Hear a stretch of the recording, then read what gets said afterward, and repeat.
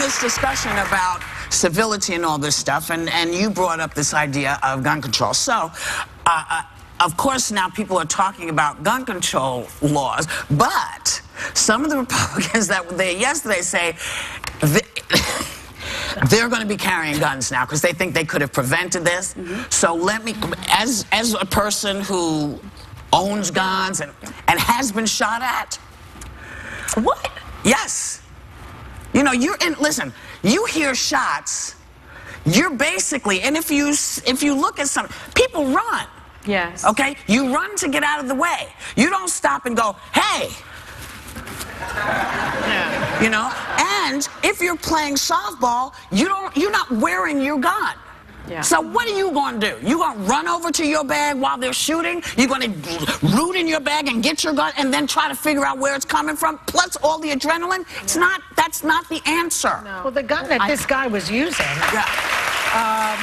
what's his name, Hodgkinson, he was using an SKS 7.62 rifle, whatever that's a semi-automatic that can fire up to 40 rounds per minute. And when he hit the ground and it kept firing, that's what they do. But I guess, why did he have a gun? He has, apparently, from what you read, you know, I don't know the man. Because he didn't commit a felony. Because he was people accused of domestic. There were yeah, go ahead. He was accused of domestic abuse, but it was beating up his daughter wasn't enough to take the gun out of his hand. They dropped the charges. He had an Illinois firearm. Oh, that's me. Sorry about that. That happened to me too. Sorry about that. At least yours doesn't play Call Me Maybe. Yeah, like exactly. Sorry about that. He had an Illinois firearm ID card and a concealed carry license in that state. And in Virginia, the gun laws are very, very lax. They're very, very loose. You know, but law enforcement officers will tell you when there's more than one person that has a gun, it makes the situation more dangerous for them because they don't know who the bad guys are. But you know what? More guns is not the answer. Because I live in New York State, I just let me say this one thing because it's personal, really. Because I live in New York State and there are tight gun laws here. I take the subway, I take the bus, I walk around freely. If I was living in one of these states, open carry or whatever they are, I would never do public transportation. I'd be afraid that some guy in the subway would have a fit, just go mad or be upset about somebody took his seat or somebody's mansplaining or what have you, and shoot somebody else. Well, because it's easy to do. I feel we follow the lead of other countries. I mean, if you look at Japan, there is almost no gun violence. In fact, it's like the chance of being killed by a gun are just the same as chances in the United States of being struck by lightning. It's like 1 in a million. They don't have a Second Amendment. Why They don't have a Second Amendment. Right.